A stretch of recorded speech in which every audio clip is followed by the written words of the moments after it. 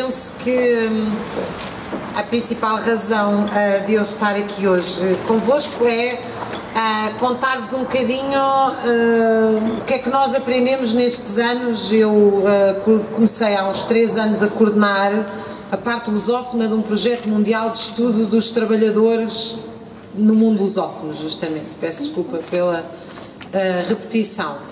Portanto, interessa-nos no fundo perceber como é que as pessoas trabalhavam, onde é que as pessoas trabalhavam, em que condições, em que atividades, nos últimos 200 anos, naquilo que eram as ex-colónias, o Brasil e Portugal. O que nós conseguimos com este projeto foi dar um salto para compreender, no âmbito de uma disciplina que se chama História Global do Trabalho, não só a comparação entre os diversos países, mas sobretudo as suas ligações. Portanto, o nosso olhar era na relação, e foi e é na relação que se estabeleceu entre estes países. Por exemplo, não se pode compreender a libertação da escravatura no Brasil no último quartel do século XIX, sem compreender que os escravos libertos não tinham acesso à propriedade os locais e os lugares de trabalho, nomeadamente no Rio de Janeiro e noutros setores, foram preenchidos por emigração de Portugal e também de outros países no âmbito da segunda Revolução Industrial, como italianos, alemães, etc. Muitos destes portugueses, lembrem-se, estavam a fugir não só à repressão que caiu sobre o movimento operário na monarquia, mas também na República. E, portanto, vocês encontram no início do século XX alguns dos principais dirigentes anarcossindicalistas do Rio de Janeiro são portugueses. Fugidos durante esse período. Outra das conexões que me parece absolutamente central: nós vivemos muito mal com o passado da guerra colonial, tão mal que nem falamos quase dela, não é? A guerra colonial é quase uma disciplina militar. Quase todos os militares que estiveram na guerra colonial escreveram um livro sobre a guerra colonial, mas é quase uma especificidade dos militares que estiveram na guerra colonial ou quem passou por lá. Obviamente que o 25 de Abril começou em 1961, na greve dos trabalhadores forçados da Cotonang, no norte de Angola, regados com napalm pelo exército português, a que se seguiu, como vocês sabem, o terrível massacre da UPA e o levantamento das prisões do MPLA. Portanto, o nosso Dia da Liberdade não é um dia sem mortes, é um dia que tem 13 anos de mortes atrás, durante a guerra colonial. O interessante de olhar aqui para as colónias não é só a guerra e o desgaste e a incapacidade do regime gerir toda esta relação já a partir dos anos 60, mas também perceber que o Estado Novo só dura o que dura porque existe de facto um regime amplo de trabalho forçado nas colónias até 1974. Não é possível compreender a realidade que se vivia na metrópole sem compreender a ligação às colónias. Enfim, eu peguei nestes 2 exemplos, mas eles são muitos. Se vocês quiserem um muito mais recente, vocês, se pensarem bem, quase todos os senhores e senhoras que vos serviam cafés mais ou menos desapareceram entre 1995 e 2000 e foram substituídos por um jovem ou uma jovem brasileira, porque houve uma reconversão massiva do trabalho em muitos setores da restauração por uma força de trabalho brasileira. Obviamente isso só é possível porque desapareceram, não é desapareceram, a maioria felizmente não desapareceu, mas ou foram para a reforma antecipada, etc. Mas há efetivamente uma reestruturação do mercado de trabalho em Portugal nesse setor, no setor da restauração e da hotelaria, e que é altamente facilitado por esta coisa que nós temos em comum, que é a língua. Eu estava aqui a falar de uma coisa que é o desenvolvimento do capitalismo português nos últimos 200 anos e, portanto, o seu mercado de trabalho e a sua força de trabalho como mercadoria, mas não quero, sem me despedir de vocês, de falar, obviamente, do outro lado. Muitas vezes ele vem com o fator mercadoria, com o fator competição, com o fator concorrência salarial, vêm outros aspectos que nós, apesar de de sucessivas crises, ou deste estado permanente de crise, abraçamos com carinho, e ainda bem que abraçamos. E isso tem a ver com um espaço cultural imenso que nos últimos, eu diria, 20 anos deu um salto qualitativo. Se vocês pensarem o que era o Estado Novo ou antes disso, era o movimento, como o movimento foi sempre um movimento, como dizia o Hans Christian Andersen, que veio a Portugal no final do século XIX, este país é um país especialista em fazer homens e exportá-los e mandá-los embora, não é?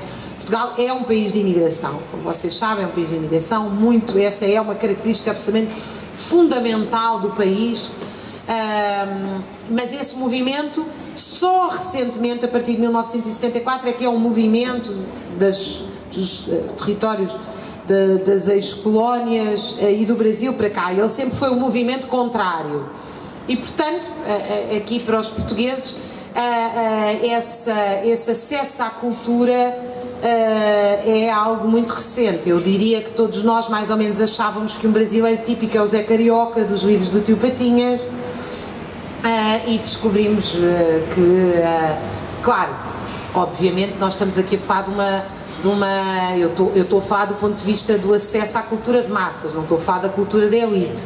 Muitos de vocês aqui no movimento estudantil passaram pelas universidades a cantar as músicas do Geraldo Vandré e de outros contra a ditadura brasileira que aqui fizeram a escola.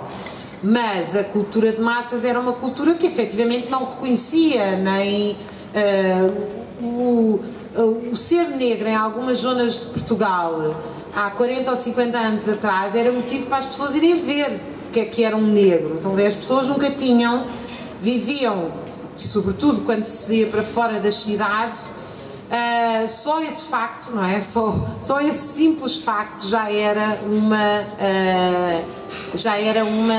algo muito estranho à cultura de massas. Felizmente isso hoje não é assim, e se é verdade que a crise económica nos impulsionou de novo para fora, e é preciso medir bem quais são as consequências disto, porque saiu 10% da população empregada, da população ativa, perdão, que é mais do que a população empregada, nos últimos 5 anos, portanto em média saem 110 mil portugueses por ano. Eu não sou forte entusiasta destes movimentos migratórios, penso que a maioria deles são exílio económico e não livre circulação de pessoas, mas enfim, isso ficaria para outra discussão.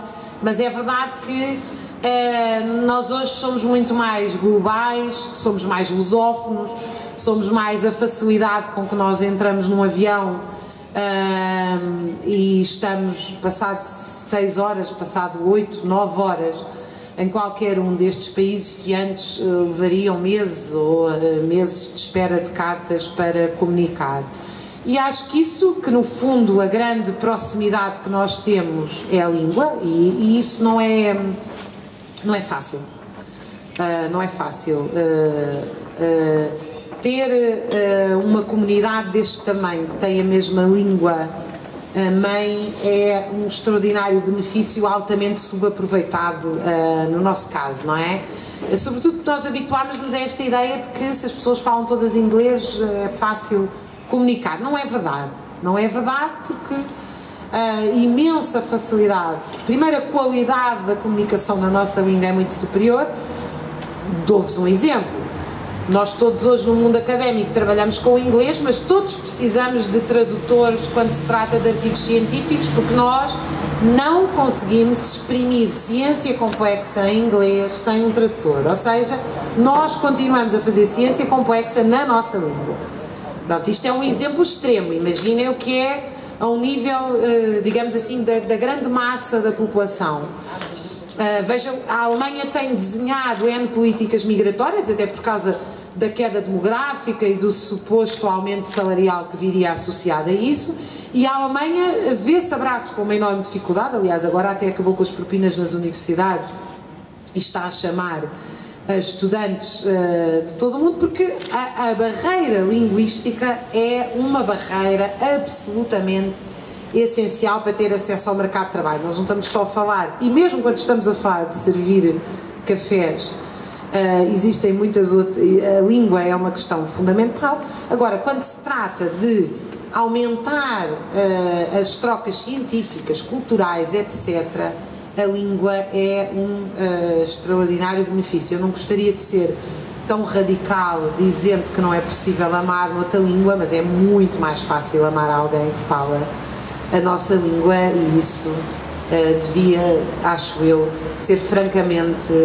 abraçado por nós, ou seja, sem querer aqui glorificar a imigração de um lado ou do outro, que eu não glorifico. Eu penso que nem a globalização, na forma que tomou nos últimos anos, da alta concentração de riqueza, como vocês sabem, os números são conhecidos do Credit Suisse, 1% tem a riqueza equivalente à metade da população. Sem querer glorificar estes números, eu penso que, e sem querer dizer que há oportunidades na crise, porque isto me parece um bocadinho assim, um abuso ter esse tipo de expressão, porque a crise implica sofrimento para muita gente, mas eu penso que nós devíamos olhar para a globalização, perceber o que ela tem de bom e pelo menos as partes boas aproveitá-los. E sem dúvida que nós temos esta parte absolutamente excepcional, que é esta gigantesca comunidade lusófona, ultra diversificada, das quais nós podemos tirar muito, não só, como se costuma dizer, em termos económicos ou do mercado laboral, mas, quer dizer, eu digo-vos com muita sinceridade, e com isto termino. Uma das razões porque eu fico tão feliz de falar português é porque eu compreendo as músicas do Chico Buarque. E eu às vezes estou no norte da Europa e penso, vocês nunca vão compreender as músicas do Chico Buarque, e é uma pena, porque de facto é um privilégio imenso poder amar e poder viver em português. É realmente uma sorte que nos coube a todos. Obrigada pela vossa atenção.